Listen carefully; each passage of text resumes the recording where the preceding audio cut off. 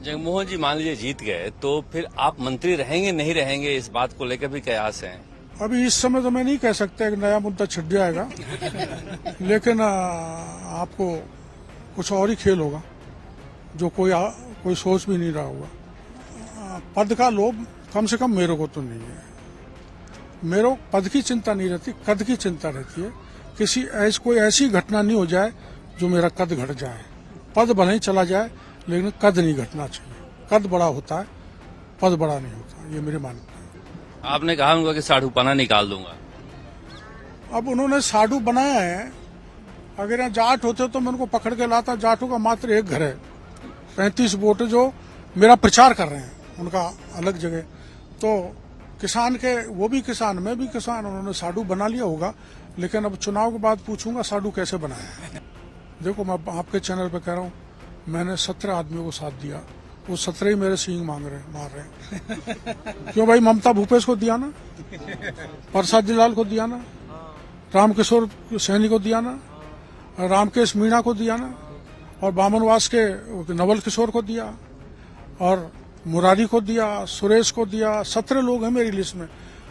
मैं तो समझता था ये हमको दूध देंगे, लेकिन दूध तो दे नहीं रहे, लात मार रहे हैं। आपने कन्हैयालाल जी के बारे में कहा था गाय है काट मत देना, एक और गाय लेके आए। जगमोहन जी भी गाय की तरह ही हैं। हाँ, अब की बार लोग नहीं काटेंगे, अब की बार गाय की पूजा करेंगे। उस समय गाय को समझ नहीं पाए थे लोग बाग। अब की गाय की पूजा भी करेंगे, और ये गाय ऐसी होगी जो खूब दूध देगी, लोगों को तृप्त कर देगी उनके यहाँ। चेहरे से बिल्कुल थकान नहीं लग रही, फ्रेश लग रहे हैं आप। मेरे को तो संघर्ष में, ये भी एक संघर्ष है चुनाव। संघर्ष करते समय मेरे चेहरे पे चमक दमक आ जाती है, और जब आराम करता हूँ, हरामखोरी करता हूँ, तो चमक गायब हो जाती है। एक गोविंद सिंह डोटासरा पर लगातार हमला बोल रहे हैं। कल भी उन्होंने कहा कि परिवारवाद का सबसे बड़ा उदाहरण लेकर आए हैं डॉक्टर किरोड़ीलाल मीणा, भतीजे और भाई को टिकट दिलवा के। ऐसा नहीं है। देखो, परिवारवाद वो है, डोटासरा का बेटा कोई काम कर रहा है क्या पार्टी के लिए? कभी नहीं देखा मैंने तो करते हुए। वैभव गहलोत को भी कभी मैंने काम करते हुए नहीं देखा। तो उनके बेटे जब पैराशूट की तरह आते तो वो परिवारवाद है। और जो जगमोहन मीणा 40 साल से मेरे साथ काम कर रहा है सर्विस में, जिसके कारण सर्विस भी चली गई, और इमरजेंसी में मैं जब जेल में था, जब संघ के प्रचारकों को कितना खतरा उठा के उनको दाएं बाएं करते थे, खाना खिलाता था। तो जो 40 साल से सर्विस में रह के भी विचारधारा से जुड़ा हुआ है, मैं चाहे भटक गया हूँ लेकिन वो नहीं भटका। पार्टी के लिए जितना इतना कंट्रीब्यूशन किया, वो भाई नहीं, वो पार्टी का निष्ठावान कार्यकर्ता है। इस दृष्टि से पार्टी ने उनको टिकट दिया। यहाँ कोई परिवारवाद नहीं है। आपने कहा होगा कि साढ़ू पाना निकाल दूंगा। अब उन्होंने साधु बनाया है, अगर यहाँ जाट होते तो मैं उनको पकड़ के लाता। जाटों का मात्र एक घर है, 35 वोट जो मेरा प्रचार कर रहे हैं उनका अलग जगह। तो किसान के, वो भी किसान, मैं भी किसान, उन्होंने साधु बना लिया होगा।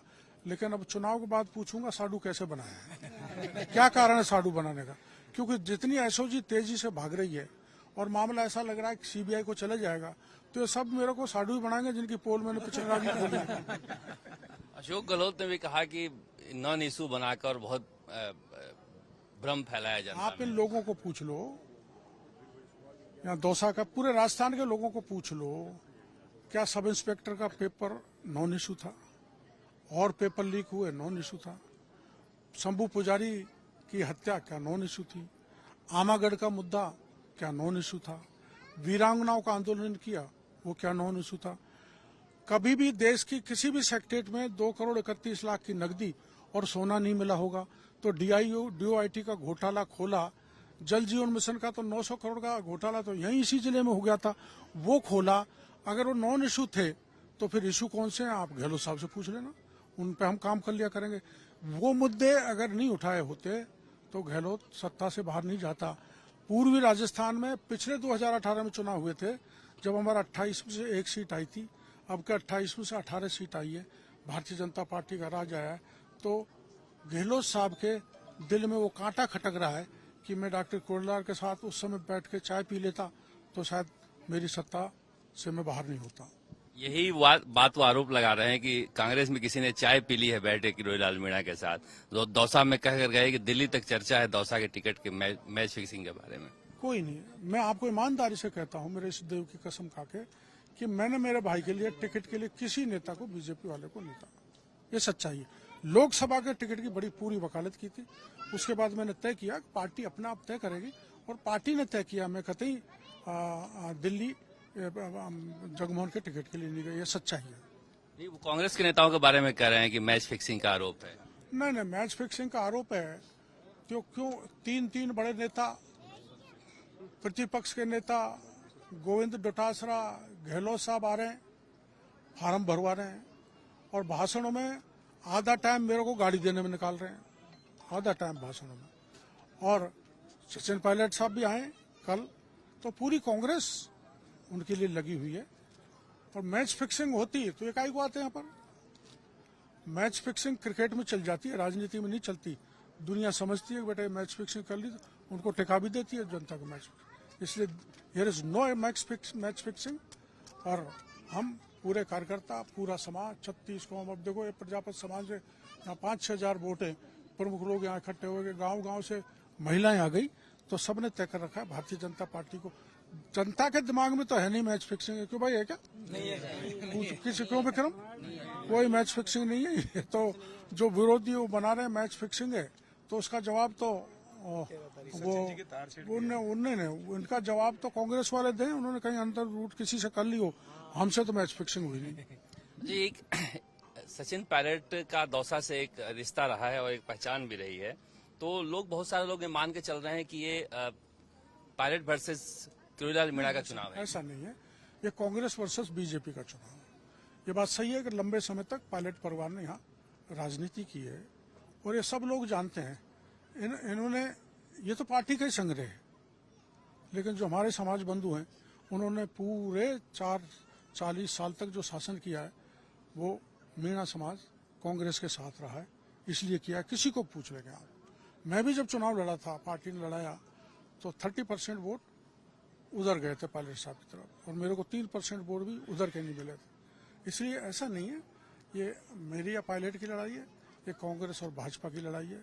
वैसे हमने पायलट परिवार को ऑबलाइज बहुत किया है, कई बार किया है, अनेकों बार।